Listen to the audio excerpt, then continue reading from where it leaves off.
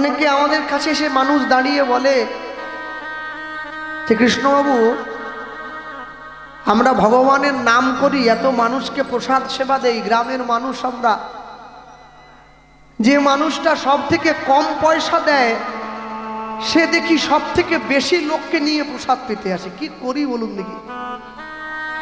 আলি যে সব থেকে কম চাঁদা দিয়েছে সে যদি বেশি লোককে আনে তোমরা বেশি বেশি করে দেবে। কেন জানো? আজ নয় কাল তার মন ঠিক পরিবর্তন হবে। আজ হয়নি কাল হবে। সনাতন গোস্বামী মানুষের দরজায় গিয়ে ভিক্ষা চাইছে। আমার ঘরে একটা ছোট্ট ছেলে এসেছে, বলছে না যে ভগবান এসেছে, লোকে শুনলে তো খারাপ বলবে। আমার ঘরে ভগবান বলে কেউ আসেনি, একটা ছোট ছেলে এসেছে। শোনো না, ব্রজের মায়েরা একটু ভিক্ষা দেবে, ছেলেটাকে একটু খাওয়াবো। তো ব্রজের মায়েরা বড় সুন্দর। বৃন্দাবনে আমাদের ছোট একটা মঠ আছে, তো আমি জানি ব্যাপারটা। ব্রজের মায়েরা কেউ দিনের বেলা ভিক্ষা দেয় না, রাত্রেবেলা ভিক্ষা দেয় সূর্য ডোবার পরে। আর ব্রজ মায়েরা সবসময় যা খাবার তৈরি করে বেশি করে করে সাধুদেরকে দেওয়ার জন্য। লোক আছে 3 জন, রুটি করেছে 20টা। আর আমরা কীর্তন গাইতে যাচ্ছি, আমরা যখন মানুষকে বলি, কমিটির অনেক কমিটিতে বলি, দাদা আমাদের জন্য রুটি 10টা করে দিয়েন, তারা বলে রুটি করা তো সম্ভব নয় দাদা, লোক নাই। আর ওদের 3 জন লোক রুটি করেছে 20টা। কেন জানেন? সাধু আসলে ওইটা ভিক্ষা দেবে।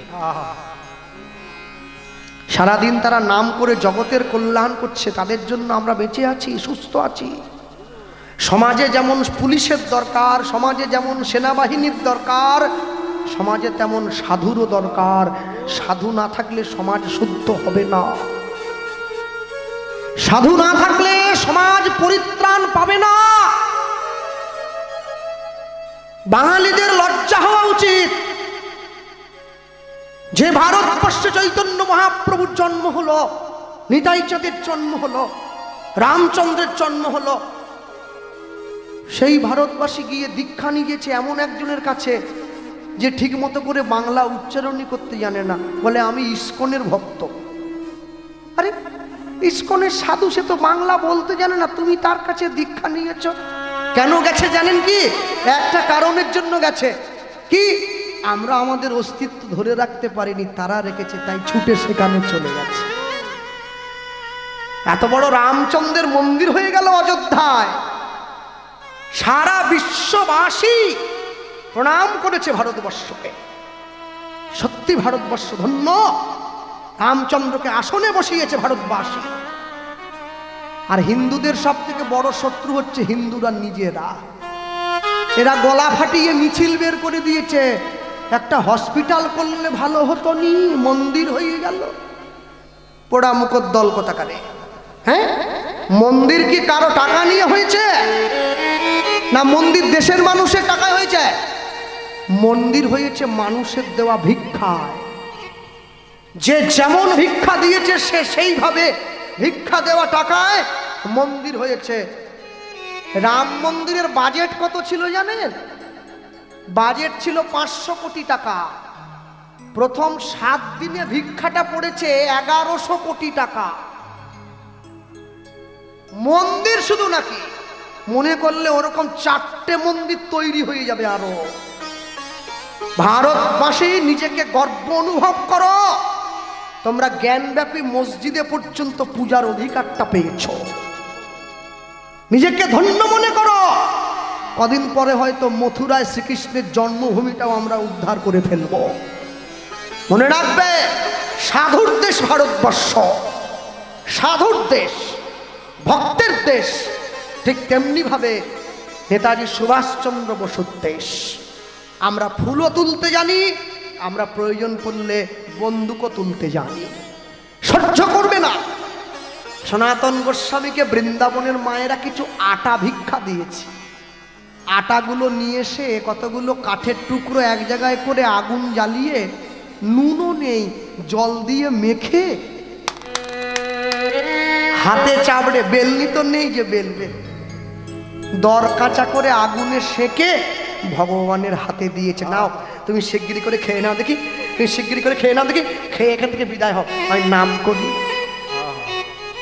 ভগবান মুখে দিয়েছে সনাতন, একটু নুন দিলে না, শুধু পোড়া আটাটা আমায় দিলে। ওই দেখো এমনি হচ্ছিল না, আজকে নুন চাইছো, কালকে সেগুলো ঘি দাও, তারপর দিন তরকারি দাও। আমি কিন্তু পারবো না বাবু, এত দিতে পারবো না। তোমার নাম করছি মানে তুমি যা চাইবে তাই দেবো, এটা হয় না, এটা হয় না কোনোদিন। ভগবানের চোখে জল এসেছে। কত সাধু দেখো, কিরম বৈষ্ণব, আমার নাম গাইছে, আমাকে খেতে দেবে। সে বলছে আমি নুন দিতে পারবো না, শুধু আটাটা খেয়ে বিদে হও। সনাতন, আমি যদি নুনটা ভিক্ষা করে দেই তবে তো আমায় দেবে। চমকে উঠলো, কি বলছো? জগতের মানুষ তোমার কাছে হাত জোড়ো করে ভিক্ষা চায়, আর তুমি কি না সামান্য দুটো রুটির জন্য? হ্যাঁ যাবো, ভক্ত মোরে খাওয়াইলে তবে আমি খাই, ভক্ত মোরে না দিলে মই উপবাসে যাই। ভক্ত মোর মাতা পিতা, ভক্ত মোর গুরু, ভক্ত ভালোবেসে আমায় ডাকে বাঞ্ছা কল্পতরু। একটা আসরে দাঁড়িয়ে এই কথাটা একদিন বলতে বলতে, রাত্রেবেলা কীর্তন হচ্ছিল, একটা লোক জানেন সে মদ খেয়ে এসে দূরে দাঁড়িয়েছে। আমি তো বুঝতে পেরেছি হাত পাটা টলছে। কিছুক্ষণ পরে দেখি সে দাঁড়িয়ে দাঁড়িয়ে কাঁদছে। তাকে আমি আসর থেকে জিজ্ঞাসা করলাম, কি হলো, আপনার চোখে জল কেন? বলছে জীবনে প্রথমবার কোনো কথা শুনলাম যে কথায় আমার মদের নেশাটা কেটে গেছে। অনেক কীর্তন নিয়ে শুনেছি, অনেক কীর্তন আমাদের গ্রামে হয়, আজ পর্যন্ত আমার চোখ দিয়ে কেউ জল বের করে দিতে পারেনি। আপনি হচ্ছে প্রথম মানুষ। এমন দেশে আমি বাস করি যে দেশে সাধুর জন্য ভগবান ভিক্ষা করতে গেছে, এটা ভাবলেই তো আমার গায়ের লোমটা দাঁড়িয়ে যাচ্ছে। আপনি কি আমাকে জিজ্ঞাসা করছে, আপনি কি কথাটা বইতে পড়ে বললেন? বলি পড়ে এটা বলা যায় না, এটা গুরু কৃপা থাকলে তবে বলা যায়, না হলে যায় না। ভগবান যমুনার পাড় দিয়ে ঘুরে বেড়াচ্ছে, মনে মনে চিন্তা করছে আমার ভক্ত আমাকে দুটো রুটি দেবে বলেছে, কিন্তু নুনটা আমাকে ভিক্ষা করে নিয়ে যেতে হবে। রাজা কৃষ্ণচন্দ্রের নুনের জাহাজটা যমুনায় আটকে পড়েছে, জোয়ার না আসলে জাহাজ চলবে না। ছুটে গিয়ে রাজামশাইয়ের কাছে হাত জোড়ো করে বলছে, রাজামশাই আমি আপনার জাহাজটা ঠেলে ওই চড়ার দিক থেকে জলে করে দেবো, আমায় একটু নুন ভিক্ষা দেবেন? রাজামশাই বলছে, তুই এইটুকু ছেলে দেখেছিস, জাহাজটা দেখেছিস? এই নুন দিল্লিতে পাঠাবো, দিল্লির বাদশার কাছে যাবে, তুই পারবি? তোর গায়ে জোর আছে? এই এত বড়, তুই কি আমার সঙ্গে মজা করছিস? হ্যাঁ রে, এই ছেলে এইটুকু বয়সে তুই বড্ড বাঁকা হয়েছে। ভগবান বলছে, রাজা তুমি তো আমায় আগে কোনোদিন দেখোনি, আমায় চেনোনি। আমি বাঁ হাতের কোড়ে আঙুলে করে 7 দিন গিরি গোবর্ধনটা ধরেছিলাম। তোমার জাহাজ কি তার থেকেও ভারী নাকি? রাজা মনে মনে ভাবছি ছেলেটা কি ভুলভাল বকছে। বাঁ হাতের কোড়ে আঙুলে করে তুই গিরি গোবর্ধন ধরেছিলি, তুই আমায় বলে দিলি, আমি শুনে নিলাম? এই আমি কি পাগল?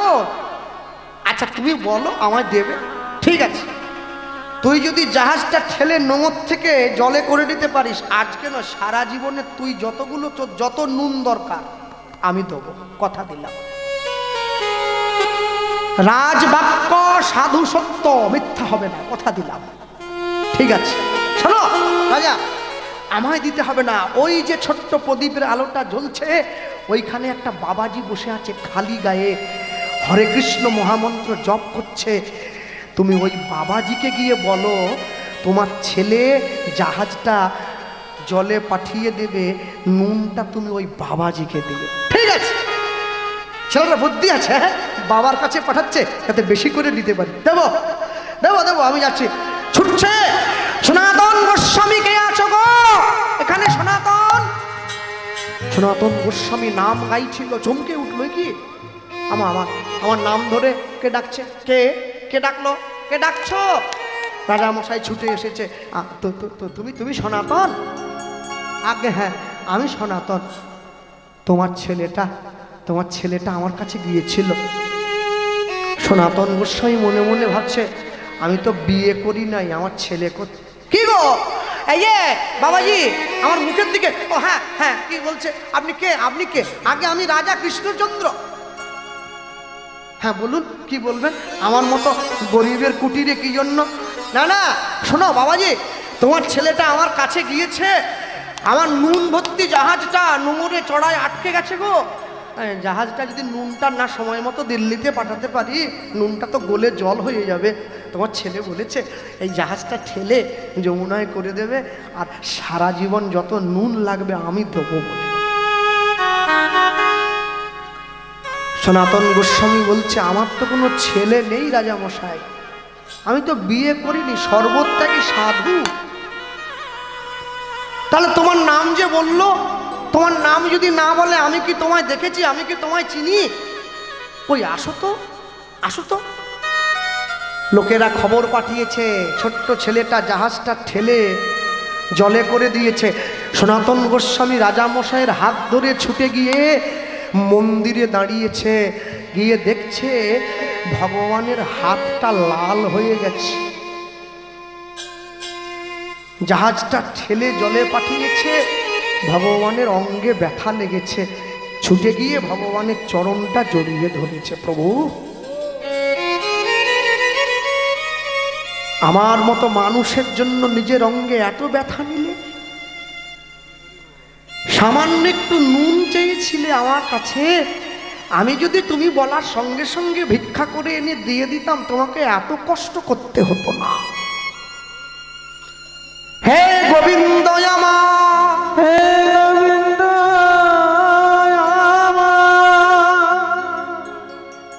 এই জগতের সবাই তোমায় কত ভালোবাসে, কত ভালোবাসে,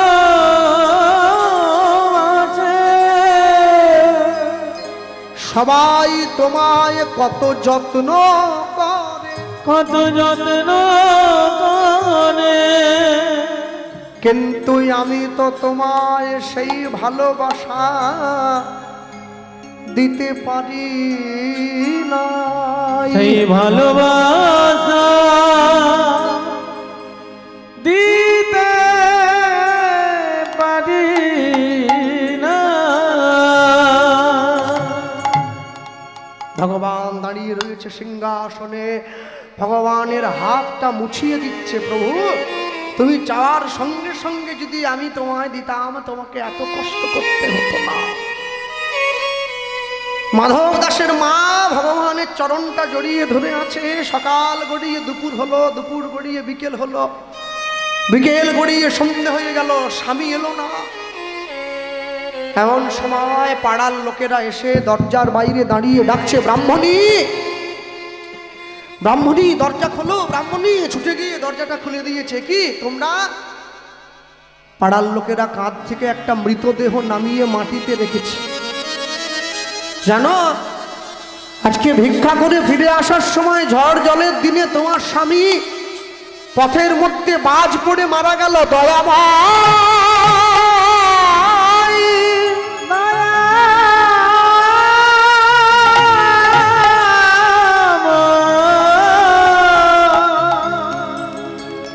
দয়া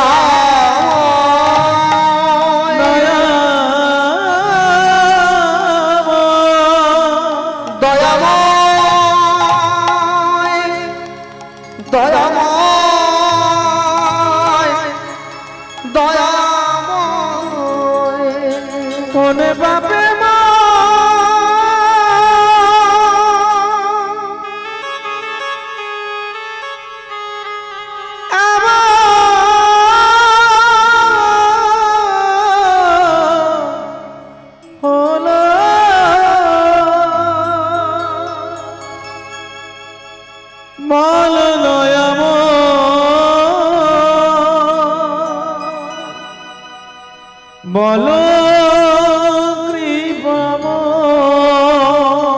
বলো দয়াময় বলো দয়াময় বলো দয়াময়।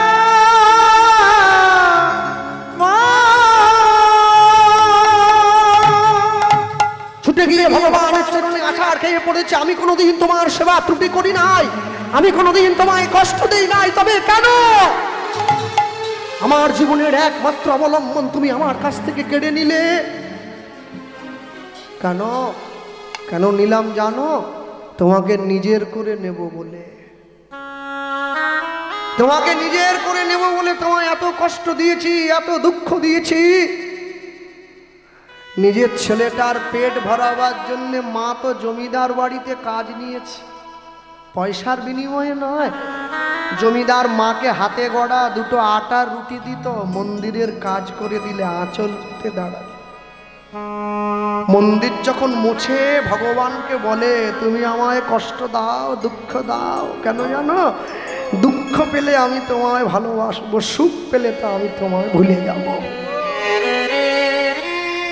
আজ কীর্তন শোনার শক্তি আছে, উঠে বাড়িতে গিয়ে শুয়ে পড়ছেন। একদিনকে শুনতে চাইবেন কিন্তু শুনতে পারবেন না, শক্তি থাকবে না। সেদিন হিসাব করবেন, প্রভু যেদিন আমার শক্তি ছিল সেদিন যদি শুনতাম তাহলে আজ আমার এই দুঃখ ভোগ করতে হতো না। যে কফটা জল ভগবানকে দিতে পারবেন, জানবেন শেষের দিনে ওই কফটা জল আপনার পাথেয় হবে। সংসারের জন্য তো সারা জীবন কেঁদেছেন, সারা জীবন কাঁদবেন, সংসার কিচ্ছু দেবে না। ছেলে বলে দাও, মেয়ে বলে দাও, স্ত্রী বলে দাও, পুত্র বলে দাও, শুধু চাই আরো চাই। কেউ বলে না তুমি কিছু নাও, শুধু দিয়েই তো গেলে। এই দুজন মানুষ যখন ধোসা হাটে ছুটে গিয়েছে আমার কীর্তন শোনার জন্যে, তা আমি আসরে ওঠার আগে আমার সঙ্গে দেখা করছে ঘরে গিয়ে, বলছে বাবা আমাদের গ্রামে তোমার গান আছে। তাই বললাম দেখুন জেঠু আমি রাত্রি 9টার পরে তো আসরে গাই না। বলছে একবার যেয়ে দেখো না, তোমার ভালো লাগবে। মানে আপনি থাকবেন? রাত 10টায় উঠেছিলাম গাই। আপনাদের লক্ষ্মীকান্তপুরের গর্ব পদ্মপলা সালদার, জি বাংলা সারেগামাপা চ্যাম্পিয়ন হয়েছে, যে তারপরে আমার আসর ছিল। তো জেঠুরা বলছিলেন যে আমরা 10 মিনিট শুনে চলে যাব বাবা, গ্রামে দেখা হবে। তা আমি জানি চলে গিয়েছেন। ও বাবা, আমি আসর থেকে নেমেছি 1টার সময়, ঠিক দাঁড়িয়ে আছে, বসেনি, ভিড়ে দাঁড়িয়ে হাত ধরেছে। আমি চমকে, কী ব্যাপার আপনারা জাননি এই ঠান্ডায়, মাঘ মাসে কি ঠান্ডা, ফাঁকা মাঠে অত দূর যাবেন?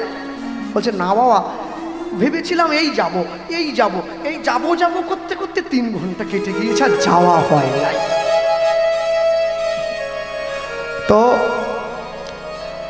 মনে রাখবেন সব সময় সব কিছুতে জীবনের স্বার্থ নিয়ে দেখলে হবে না। সব সময় কীর্তন শুনতে যাবেন নাচার জন্যে নয়, কখনো যাবেন 2 ফোঁটা কাঁদার জন্যে। ভগবানের নাম নিয়ে যদি কাঁদতে পারেন তবেই তো জীবনের সার্থক, জন্মের সার্থকতা।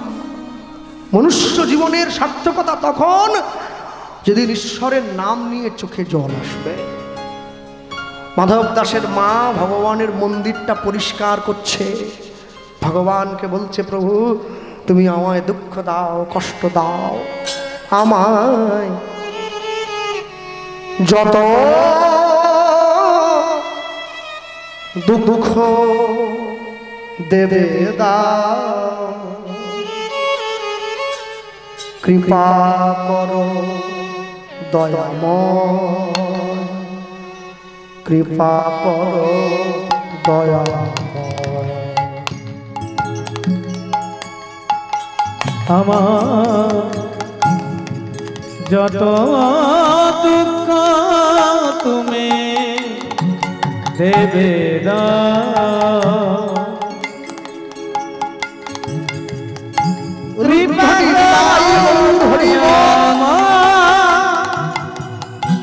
কৃপা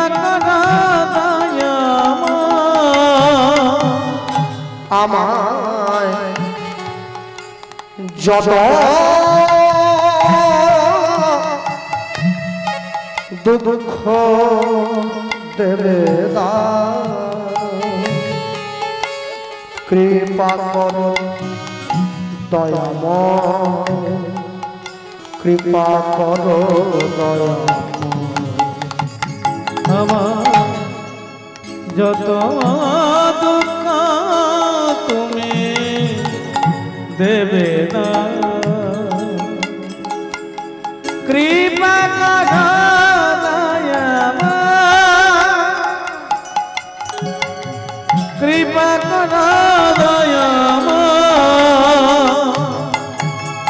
সহিতে পারি না সংসার যাতনা, একবার তুমি করো গো করুণা, সহিতে পারি না সংসার যন্ত্রণা, একবার তুমি করো করুণা, করুণা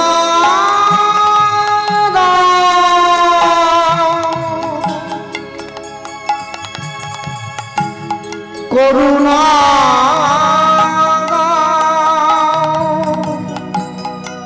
করুণা দাও আমার যত দুঃখ দেবে তুমি দাও, কৃপা করো দয়াময়, কৃপা করো দয়াময়, আমার যত দুঃখ তুমি দেবে না, নিতাই গৌর কৃপা করো দয়াময়, কৃপা করো দয়াময়, আমায় যত দুঃখ তুমি দেবে না, কৃপা করো দয়াময়, কৃপা করো দয়াময়, কত যে কেঁদেছি, কত যে সয়েছি, কত আখি জল চরণে দিয়েছি, কত যে সয়েছি, কত যে কেঁদেছি, কত আঁকি তোমার চরণে দিয়েছি, করুণা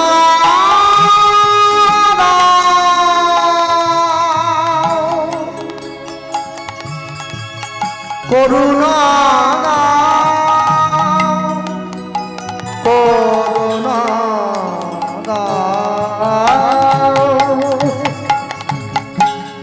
আমার যত দুঃখ দেবে তুমি না, কৃপা করো দয়াময়, কৃপা করো দয়াময়, আমায় যত দুঃখ তুমি দেবে না,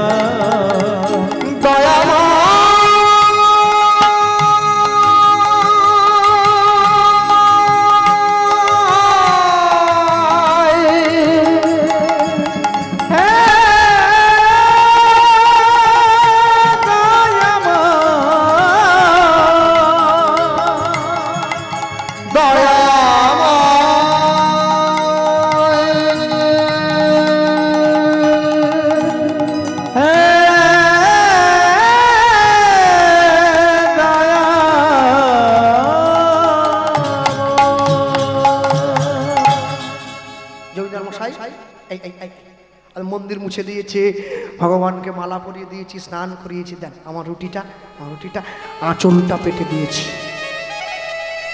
আজ আঁচলটা পেটে দিয়েছে।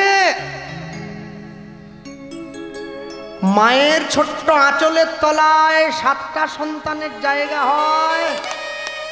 আর সন্তানের বিরাট বড় বাড়িতে মায়ের জায়গা হয় না। আঁচলটা আমায় দাও। ভগবান যেই রুটি দুটো ছুঁড়ে দিয়েছে, মায়ের আঁচলে না পড়ে রাস্তায় গিয়ে পড়েছে। ভগবান মনে মনে ভাবছে, দেখি তুমি আমায় কত ভালোবাসো। একটা কুকুরের বেশ ধারণ করে ছুটে গিয়ে দুটো রুটি মুখে করে নিয়ে তুলে নিল। মা কেঁদে উঠল, হাত জোড়ো করে বলছে, তুমিও যেমন ক্ষুধার্ত, আমার ঘরে একটা ছেলে আছে, আমি ঘরের দরজাটা খুললে আমার ছেলেটা এসে আমার আঁচলটা ধরে কাঁদবে, মা আমার খাবারটা দাও। তুমি একটা রুটি নাও, একটা রুটি আমায় দাও। অবলা জীব মায়ের কথাটা বোঝেনি, দুটো রুটি মুখে করে নিয়ে ছুটে পালিয়ে গেছে।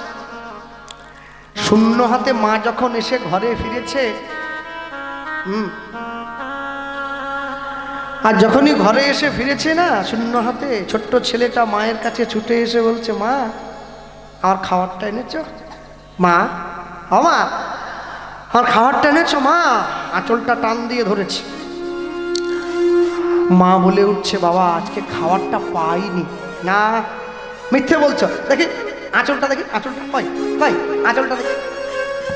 যতই যাও না মন্দির মসজিদ, যতই যাও না তীর্থস্থান, বাবা মাকে না বাসিলে ভালো পাবে না কোনোদিন ভগবান। ছোটবেলায় দেখতাম আমার মা যখন মন্দিরে যেত, আরতি হতো পঞ্চপ্রদীপে, সে আরতির তাপটা আঁচলে করে বেঁধে নিয়ে এসে ঘরে এসে আঁচলটা মাথায় বোলাত। তা আমি জিজ্ঞাসা করতাম, আঁচলে কি তাপ ধরা আছে? হ্যাঁ, তুমি যে মাথায় দিলে। মা আমাকে বলতো, এটা মায়ের আঁচল, অন্য কারো আঁচল নয়।